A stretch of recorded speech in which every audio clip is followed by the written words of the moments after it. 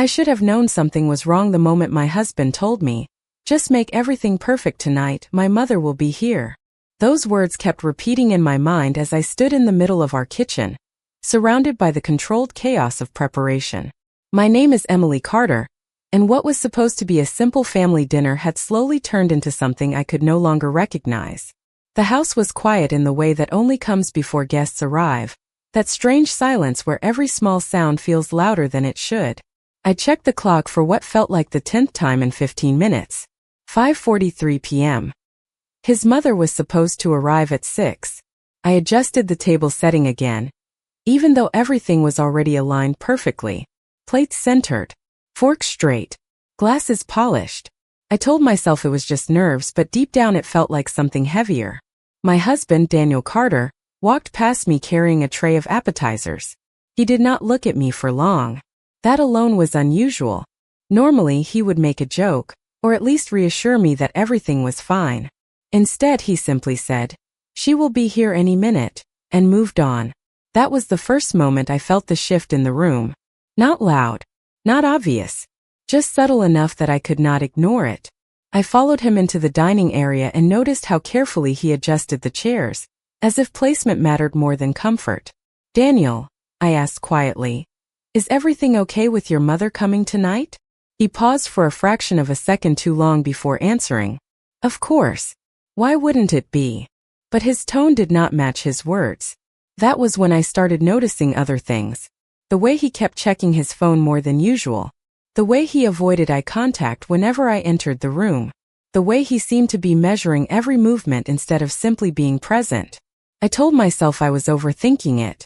After all, family dinners can make people tense, especially when mothers-in-law are involved.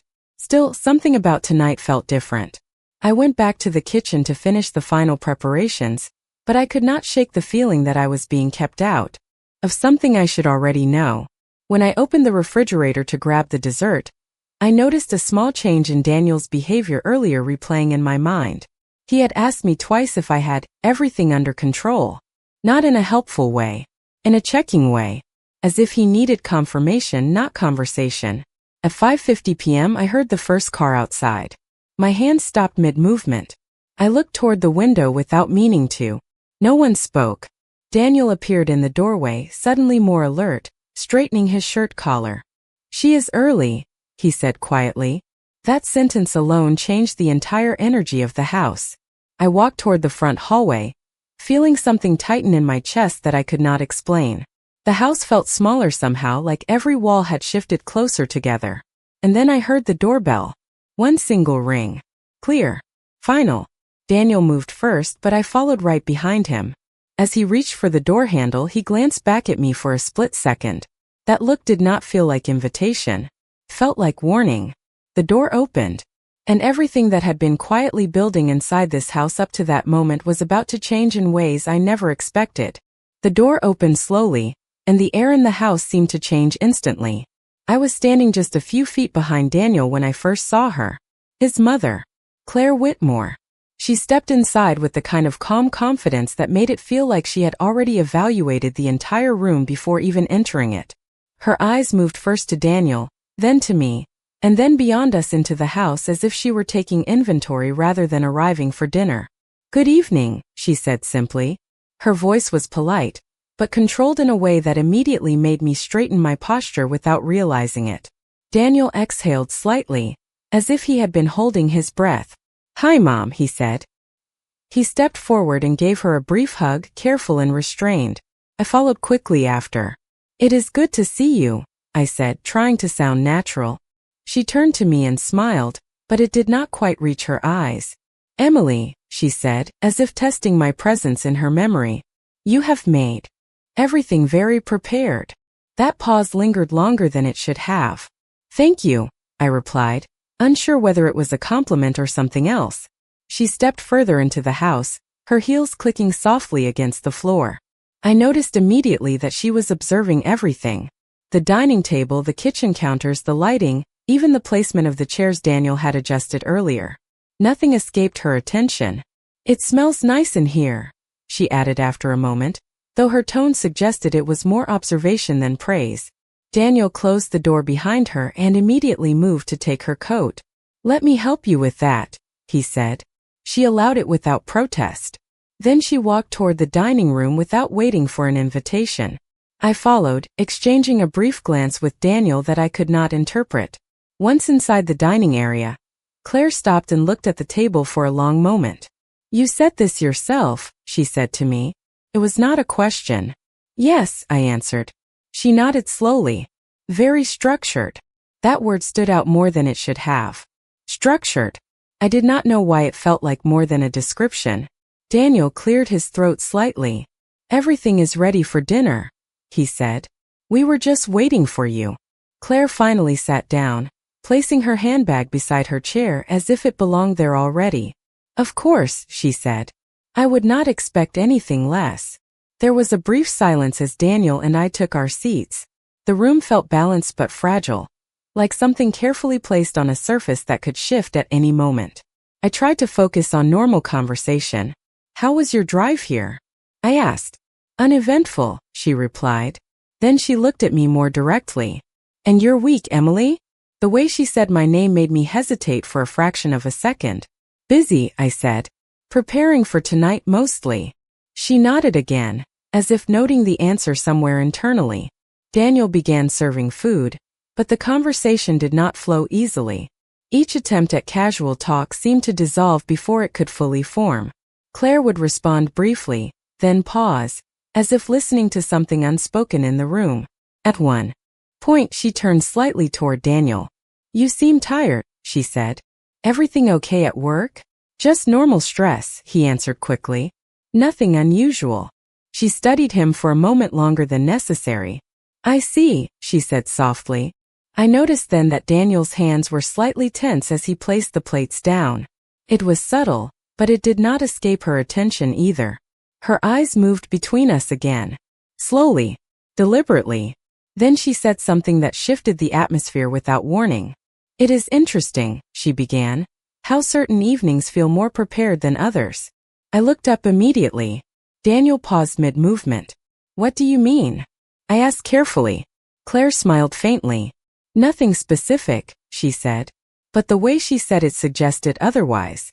A silence followed that felt heavier than anything earlier that evening. I suddenly became aware that nothing about her arrival had been casual. Not the timing. Not her observations. Not the way she was watching both of us now without blinking. Daniel finally spoke again, but his voice was lower. "Mom, dinner is just dinner." Claire turned to him slowly. "Of course," she said. But her expression told me she was already thinking about something else entirely. And in that moment I realized the worst part was not that she had arrived. It was that she had arrived exactly when she wanted to. Dinner began, but the atmosphere in the dining room never truly settled into comfort. Plates had been served, glasses filled, and polite conversation attempted, yet every sentence felt carefully measured, as if no one wanted to be the first to disturb an invisible balance that had formed the moment Claire Whitmore walked through the door. I sat across from her, trying to focus on the simple act of eating, but I could feel her attention moving across the table in slow, deliberate patterns. She was not staring in a rude way. It was something more controlled than that. Observational. Like she was studying details rather than participating in the moment. Daniel tried to guide the conversation toward safer topics. "Work has been busy," he said casually, glancing between me and his mother. "We have had a lot going on this month." Claire nodded slightly. "Yes," she replied. "I would imagine." Her tone carried no judgment, but it also carried no warmth. I noticed she had barely touched her food. Instead, she kept adjusting her napkin, aligning it precisely with the edge of the table as if order itself mattered more than the meal. "Emily," she said suddenly, turning toward me, "do you cook often?" The question was simple, but the timing made it feel heavier than it should have been. "Yes," I answered. "Most evenings." "Of course," she said. "That makes sense." Then she paused again. Daniel always preferred structured routines when he was younger. Daniel shifted slightly in his chair. "Mom, that was a long time ago." She smiled faintly. "Some things do not change as quickly as we think." The words lingered longer than necessary. I noticed Daniel's hand tighten briefly around his fork before relaxing again. Something about the way she spoke made it feel like she was referencing more than just childhood habits. A silence followed, interrupted only by the soft sound of utensils against plates. I tried to guide the conversation back toward something normal. "How was your week?" I asked her. She leaned back slightly. "Productive," she said. "I have been organizing a few personal matters." That response was vague enough to end the topic, but I had already noticed a pattern. Everything she said was carefully shaped, revealing just enough to be meaningful without becoming specific. Daniel cleared his throat. "We are glad you could come tonight," he said. Claire looked at him for a moment. "Are you?" she asked gently. The question was not aggressive, but it carried an unexpected weight. Daniel hesitated. "Of course," he replied. She studied him for a second longer, then nodded as if accepting the answer without fully believing it. I felt a subtle shift in the room again. Not dramatic, not obvious, just enough to make the silence between conversations feel more noticeable. Claire reached for her glass of water, then placed it down without drinking. "You know," she said slowly, "it is interesting how people prepare for situations they expect to be ordinary." I looked up. Daniel stopped moving completely. "What do you mean by that?" he asked. Claire tilted her head slightly. "Nothing in particular," she said. "Just an observation." But it did not feel like a simple observation. It felt like a statement directed at both of us, even if she never said it outright. I suddenly became aware of how still Daniel was sitting. He was not eating, not speaking, just watching her carefully now, as if trying to determine where the conversation was going. "Mom," he said after a moment, "is there something specific you wanted to talk about tonight?" The question changed the energy immediately. Claire looked at him, and for the first time since arriving, her expression softened slightly, though not in a reassuring way. "Nothing specific," she repeated. Then she paused. "Unless something specific comes up." That answer did not ease anything.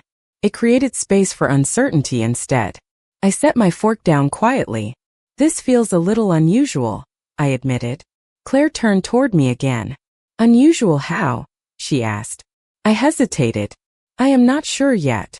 She nodded as if that answer was acceptable, but her eyes suggested she was already several steps ahead of the conversation. Daniel exhaled slowly. "Let us just have dinner," he said again, more firmly this time. Claire looked between us both. "Of course," she said softly, but then she added something that made the air tighten again. "We can always talk about other matters afterward." The way she said afterward made it sound like she was referring to something already decided. Not something optional, not something casual, something waiting just beneath the surface of the evening. I suddenly felt less like a host and more like someone waiting for a conversation I had not been fully informed about. Daniel avoided eye contact with me for the first time since dinner began, and Claire, sitting calmly at the table, continued eating as if nothing unusual was happening at all. But I could no longer ignore the feeling forming in my chest. This dinner was not about catching up or making polite conversation. Claire had come here for a reason, and whatever she intended to say next, she was waiting for the exact right moment to say it. The dinner continued, but the conversation no longer followed any natural rhythm. Every attempt at casual dialogue seemed to dissolve before it could fully develop. Claire Whitmore remained composed, yet her presence had shifted from that of a guest to something closer to an observer who was waiting for a specific outcome. I could feel it more strongly with each passing minute. Daniel, on the other hand, was becoming increasingly uneasy. He kept adjusting his position in his chair, glancing between me and his mother as if trying to anticipate what would come next. I tried to focus on the simple act of finishing the meal, but my attention kept drifting back to Claire. She had not once seemed distracted since sitting down. Every movement she made felt intentional. Even the way she placed her utensils down between bites suggested control rather than comfort. At one point, Daniel finally spoke again. "Mom, you seem quieter than usual tonight," he said carefully. Claire paused for a moment before responding. "I am simply observing," she said. That answer made Daniel stop completely. "Observing what?" he asked. She looked at him directly. "The situation." The word was vague, but the tone was not. I felt a slight tightening in my chest again. Something about this conversation was no longer about dinner etiquette or family updates. It felt structured, like pieces of a larger conversation had already been arranged before we even sat down. "Is everything okay?" I asked her gently, hoping to redirect the tone. Claire turned to me. "That depends on your definition of okay," she replied. The answer did not clarify anything. Instead, it widened the uncertainty in the room. Daniel exhaled slowly. "Mom, if there is something you need to say, just say it." Claire nodded once as if acknowledging his request, but she did not respond immediately. Instead, she looked down at her plate, then at the table itself, as though organizing her thoughts into something precise. When she finally spoke, her voice remained calm. "There are conversations that cannot happen casually," she said. I glanced at Daniel. His expression tightened slightly. "What kind of conversations?" he asked. Claire looked up again. "The kind that involve preparation," she said. The word preparation immediately made me think back to earlier, when she had first arrived and commented on how everything seemed very prepared. At the time, I thought it was just an observation. Now it felt more like a signal I had not understood. "We prepared dinner for you," I said carefully, trying to keep the tone light. "If something is bothering you, we can talk about it."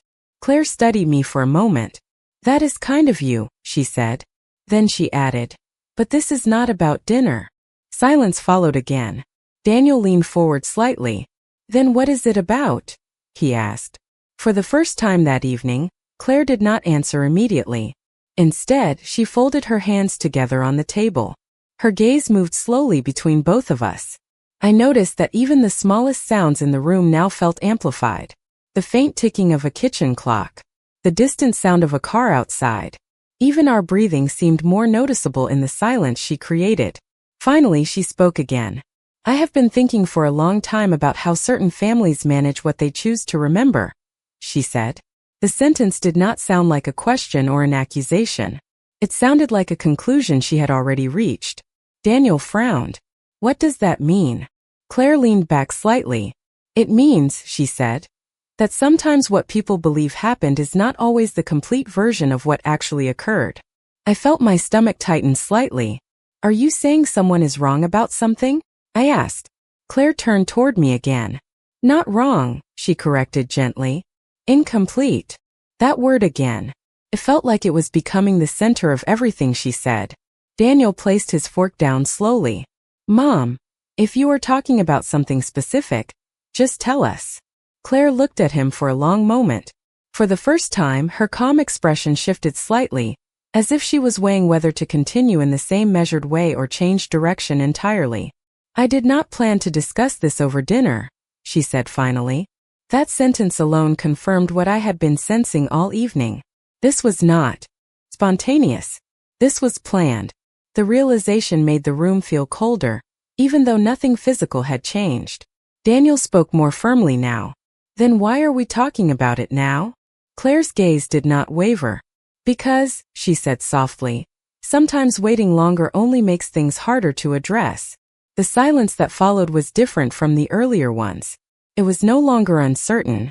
It felt intentional, like a pause before something irreversible.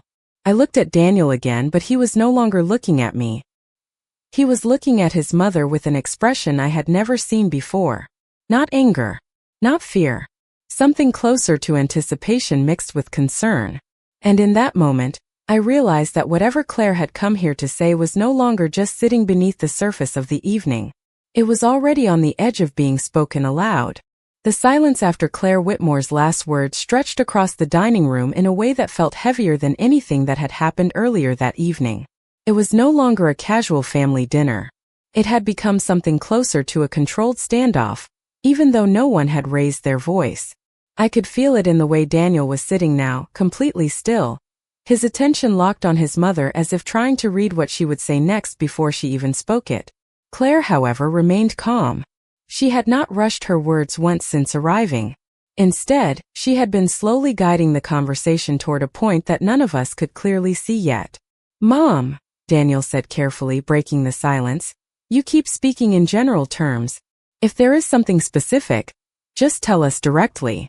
Claire looked at him with an expression that was almost patient. Specificity requires timing, she said. That answer did not satisfy anyone. It only made the room feel more uncertain. I shifted slightly in my chair. Claire, I said gently, trying to keep my voice steady, you said earlier that this was not about dinner. What exactly is it about? She turned toward me slowly. For a moment she did not answer. Instead, she studied me the same way she had studied the table earlier, as if evaluating something unseen. It is about understanding context, she finally said.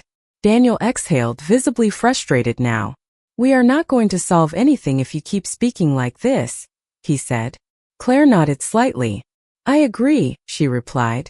Which is why I am going to stop speaking indirectly. That sentence immediately changed the atmosphere again. I felt a small tightening in my stomach, as if something had just been set into motion that could not be reversed.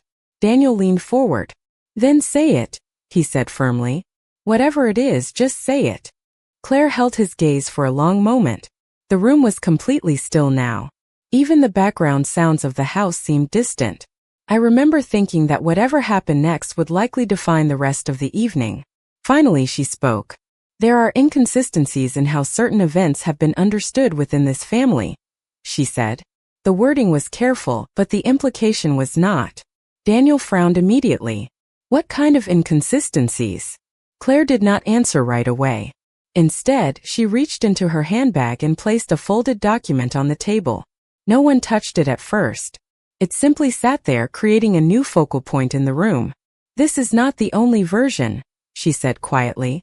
I looked at the document, then at Daniel. What is it? I asked. Claire's eyes remained on the table. It is part of a record, she said. A record that does not match what most people here believe happened. Daniel stared at her. You are saying there is another version of our family history? Claire finally looked up. I am saying there are multiple recorded versions, she corrected. The distinction felt important but also deeply unsettling. I reached for the edge of the table without realizing it. Where did you get this? I asked. Claire hesitated for the first time that evening. From an archived collection, she said. Something I was not originally meant to find. That sentence hung in the air longer than anything else she had said so far. Daniel looked down at the document again. And you brought this here tonight to show us? Claire nodded once. Not to accuse, she said. To confirm. The word confirm made everything feel even more serious. I glanced toward the living room where earlier laughter and normal conversation had taken place.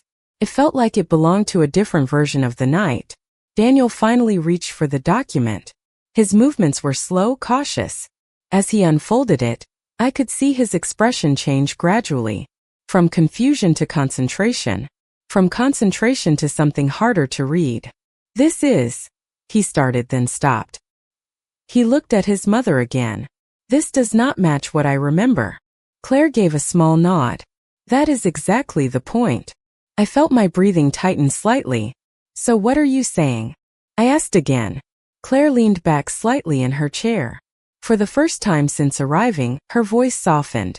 I am saying, she said, that before we decide what is true, we need to acknowledge that not everything we believe has only one version. Silence followed. This time it did not feel like hesitation. It felt like realization beginning to form in multiple minds at once. Daniel looked between me and his mother, clearly struggling to process what he was hearing. And you chose tonight to tell us this? He asked finally. Claire met his gaze directly. I chose tonight, she said, because I could no longer delay it. The room fell quiet again, but this silence felt different. It was no longer empty. It was filled with anticipation. Something had been placed on the table that none of us fully understood yet. And as I looked at Daniel holding the document, and Claire sitting calmly as if everything was finally in motion, I realized that whatever truth she had brought into this house was no longer waiting to be revealed. It was already unfolding. The room remained frozen after Daniel finished reading the document.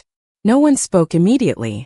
It was as if the house itself had absorbed the weight of what had just been placed on the table. Claire Whitmore sat calmly across from us, her posture unchanged, her expression steady, as though she had already moved past the moment that everyone else was still trying to process. Daniel slowly set the paper back down, but his hand lingered on the edge of it. This says something completely different from what we have always believed, he said quietly. His voice was controlled, but I could hear the strain underneath it. I looked at the document again, then at Claire. Why would there be two versions of the same events? I asked. Claire took a slow breath. That is exactly what I have been trying to understand, she said. Daniel leaned back slightly in his chair, running a hand over his face. This does not make sense, he said. Either something is wrong with these records, or something is wrong with everything we remember. The words hung in the air without resolution. Claire nodded slightly. Or both, she added calmly. That single word made the atmosphere shift again. I felt a small tightening in my chest as I realized how far the conversation had already gone. It was no longer about a disagreement over details. It was about the possibility that the foundation of shared memory itself might be unreliable. Daniel looked at his mother again. How long have you known about this? He asked. Claire hesitated for a brief moment before answering. Long enough to confirm that it is not isolated, she said. There are multiple instances where official records and personal recollections do not align. I felt my thoughts slowing as I tried to process what she was saying. You are saying this is not just one event, I said carefully. Claire shook her head. No, it is a pattern. The word pattern made everything feel more structured and intentional, but also more unsettling. Daniel pushed the document slightly forward on the table. And you brought this here because you want us to believe one version over another? He asked. Claire immediately shook her head again. No, she said. I brought it here because I do not think it is about choosing sides. The answer did not bring relief. If anything, it made the situation feel even more uncertain. I glanced toward the hallway for a brief moment, as if expecting normal life to reassert itself from somewhere else in the house, but everything remained still. The only sound was the faint hum of the refrigerator in the kitchen. Then what is it about? I asked again, my voice softer now. Claire looked at both of us before answering. It is about understanding that memory and documentation do not always align, she said. And when they do not, someone has to ask why. Daniel exhaled slowly. And you think we are ready to ask that question tonight? Claire did not answer immediately. Instead, she looked down at the table for a long moment, then back up at us. I think, she said carefully, that the question already exists whether we are ready or not. The silence that followed felt different from before. It was no longer tension built from uncertainty. It was the beginning of acceptance that something larger was now in motion. I could see it in Daniel's face as he stared at the document again, trying to reconcile what he had always believed with what was now in front of him. Claire remained composed, but I could sense that she was no longer holding back. She had reached the point where everything she came to say was already in the room with us. So what happens now? Daniel asked quietly. Claire paused for a moment before answering. Now we start comparing everything carefully, she said. Not to prove one version right, but to understand why there are differences at all. That answer settled over the table like something final yet unfinished. It was not closure. It was direction. I looked at both of them and realized that the dinner had long stopped being about food or family gathering. It had become a turning point, where questions that had never been spoken aloud were finally being allowed to exist. And as Claire sat calmly across from us, I understood that whatever she had uncovered was no longer something she was carrying alone. It was now something the entire family would have to face together. The silence that followed Claire Whitmore's explanation did not fade this time. It settled deeper into the room, becoming something more permanent, as if the house itself had adjusted to the weight of what had just been said. Daniel remained seated, his hands resting near the document but not touching it anymore. I could tell he was trying to process everything at once, but the pieces did not fit together easily. Claire, on the other hand, seemed calmer now than she had been all evening. It was as if speaking the truth, or at least part of it, had removed a layer of pressure she had been carrying. We cannot move forward without structure, Daniel finally said, breaking the silence. His voice was quieter now, less defensive, more uncertain.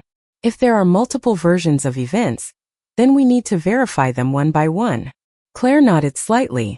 That is exactly what I have been suggesting, she replied. I looked between them, still struggling to understand how dinner had turned into a discussion about verifying family history. Where do we even begin with something like this? I asked. Claire turned toward me. With the most recent discrepancies, she said. Then we trace backward. Daniel leaned forward slightly. And what do we do if we find more inconsistencies? Claire did not hesitate. Then we document them as well. The word document made the situation feel more formal than emotional, as if we were no longer dealing with family memories, but with something closer to investigation. I glanced at the papers again. Each page felt heavier than the last. Daniel rubbed his forehead slowly. This is not something we can resolve in one night, he said. Claire agreed immediately. No. It will take time. Her tone remained steady, but I noticed something different in her expression now. It was not tension anymore. It was focus. She had moved from disclosure into direction. That shift made everything feel more structured but also more irreversible. I stood up slowly and walked toward the kitchen, needing a moment to process everything. From there I could still hear their voices, but they were quieter, more deliberate. When I looked back into the dining room, I saw Daniel and Claire leaning over the table, comparing notes between the documents she had brought and the original family records we had always assumed were accurate. The contrast between them was unsettling. It was not hostility. It was divergence. Two versions of understanding trying to exist in the same space without fully collapsing into one another. I returned to the table after a few minutes. So what does this mean for the rest of the family? I asked. Claire looked up at me. It means we cannot assume shared understanding anymore, she said. The statement landed heavily, even though it was spoken calmly. Daniel exhaled slowly. We are talking about years of memories, he said. Entire events. Claire nodded. Yes, she said. That is why it matters. I felt a strange mix of disbelief and curiosity building inside me. But why now? I asked. Why bring this up after so long? Claire paused. For the first time that evening, she looked less certain. Because I did not have enough confirmation before, she said. And I did not want to create uncertainty without evidence. Daniel looked at her carefully. And now you have evidence? Claire nodded once. Enough to begin asking questions. That phrase stayed in the air longer than anything else she had said. Asking questions. Not answering them. I realized then that we were not at the end of anything. We were at the beginning of something that would require patience, caution, and a willingness to accept that not everything we believed about our own history might remain unchanged. Daniel closed the document slowly and set it back on the table. Then we proceed carefully, he said. Claire agreed without hesitation. Carefully, she repeated. I looked at both of them, feeling the weight of what had just been decided. The dinner had transformed into something else entirely. Not conflict, not resolution, but a shared agreement to step into uncertainty together. And as I sat back down, I understood that whatever Claire had brought into this house was no longer just information. It was a process we could not avoid anymore. The evening had shifted into a quieter phase, but the tension in the house remained unchanged. After Claire Whitmore's last statement, no one seemed eager to speak too quickly again. The documents were still spread across the dining table, forming a silent center of attention that everyone kept returning to, even when trying to talk about something else. Daniel sat with his hands loosely folded, his gaze fixed on the table as if replaying everything that had been said so far. I could tell he was no longer reacting emotionally in the same way as earlier. Instead, he had shifted into a more analytical state, trying to organize the information into something understandable. Claire remained composed, her posture steady, her expression calm but focused. It was clear she had anticipated this shift in conversation long before it happened. We should start organizing the material chronologically, Daniel finally said, breaking the silence. Claire nodded immediately. That would be the most logical approach, she replied. I watched them both carefully. It felt strange to see a family dinner transition into something resembling a structured review. Chronologically based on what source? I asked. Daniel glanced at the documents. We start with the earliest confirmed records, he said. Claire added. Then we compare them to personal accounts and any inconsistencies we can identify. The process sounded simple when described that way, but I could already sense how complicated it would become once we actually started. I leaned back in my chair slightly. And what are we expecting to find? I asked. Claire looked at me for a moment before answering. Patterns, she said. If the discrepancies are consistent, they will appear across multiple points in time. Daniel exhaled slowly. And if they are not consistent? Claire paused. Then we reevaluate the assumption that there is a single underlying structure. That answer did not provide comfort. It only expanded the uncertainty. I looked around the table again.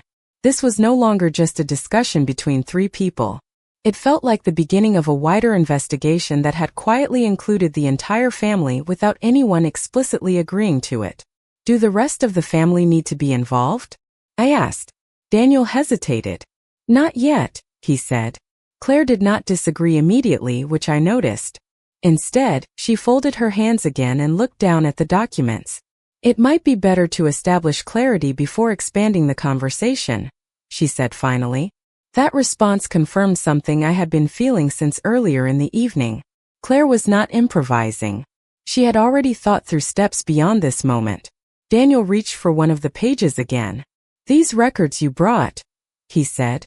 Are they complete? Claire shook her head. No, she said. They are partial. But they are enough to begin comparison. I felt a slight tightening in my chest again. So we are building understanding from fragments, I said. Claire nodded. That is often how reconstruction begins. The word reconstruction stayed in my mind longer than expected. It implied something had been broken, or at least obscured, long before any of us had realized it. Daniel leaned back slightly in his chair. We should be careful about how we interpret differences, he said.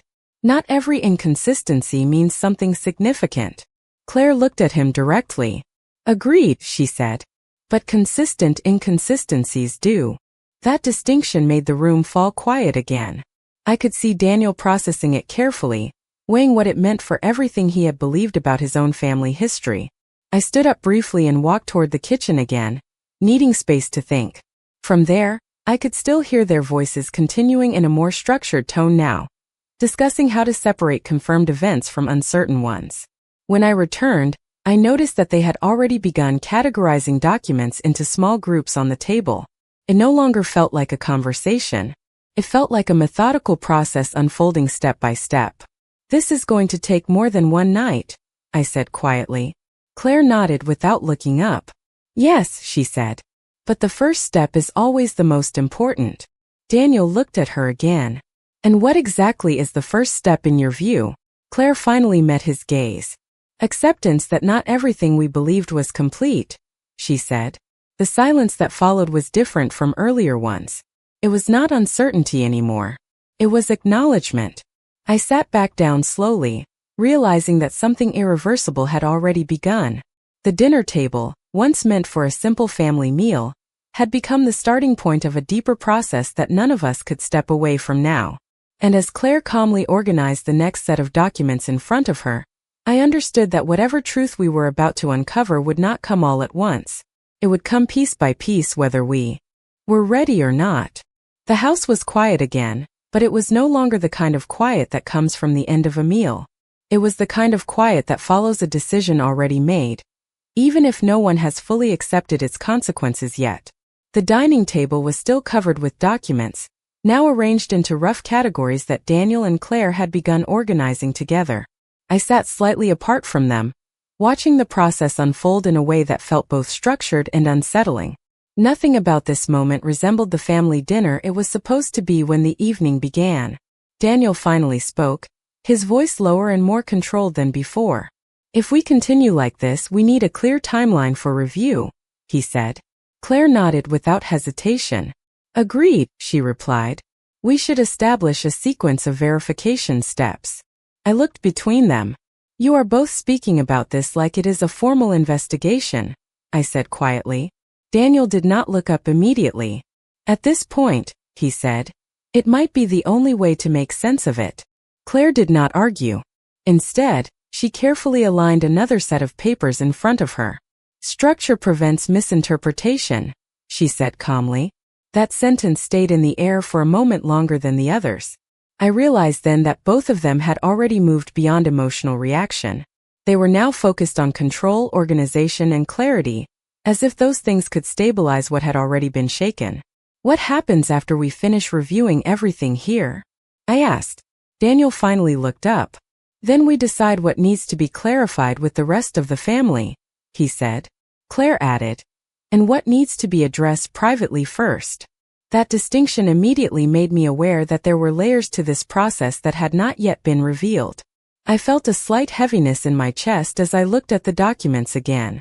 Each page represented something different from what I had assumed my family history contained. And if we cannot agree on what is accurate? I asked. Claire paused for a moment before answering. Then we document the differences as they are, she said, without forcing alignment. Daniel nodded slowly. We cannot resolve uncertainty by ignoring it, he added. The logic was sound, but it did not make the situation easier to accept. I stood up and walked slowly toward the window. Outside, the neighborhood looked unchanged. Lights from nearby houses, quiet streets, normal life continuing as if nothing significant had shifted inside this one home. But inside, everything felt different. When I returned to the table, I noticed that Daniel had begun marking sections of the documents with small notes, while Claire organized them into a more refined sequence. It was methodical now, almost procedural. We are creating categories based on time and source type, Daniel said. Claire corrected one placement gently. Primary records should remain separate from recollections, she said. I watched them work together and felt a strange disconnect forming between what this family used to be and what it was becoming in real time. Do you realize how unusual this is? I asked. Daniel paused. Yes, he said simply. Claire nodded as well. But necessary, she added. That word again. Necessary. Seemed to be guiding every decision now. As the minutes passed, the table became more organized, but the emotional weight of everything we were discussing did not decrease. If anything, it became more defined, clearer, more real. At one point, Daniel leaned back and looked at the entire arrangement of documents. This is only the beginning, he said quietly. Claire agreed. Yes, she said. But beginnings determine direction. I sat back down, suddenly aware that I had been standing for longer than I realized. The room felt smaller now, not physically but conceptually, as if everything inside it had been compressed into a single point of focus. And what direction are we heading in? I asked. Claire looked at me directly. Toward clarity, she said. Daniel did not disagree. But I could see in his expression that clarity was no longer a simple goal. It had become something that might change everything we thought we knew. The conversation slowed after that, but the work continued. Papers were sorted, comparisons made, and notes aligned across different versions of events. It no longer felt like a dinner or even a discussion. It felt like a turning point being carefully documented in real time. And as I looked at both Daniel and Claire continuing their work with steady focus, I understood that whatever truth we were moving toward was no longer theoretical. It was already beginning to take shape in front of us, one piece at a time.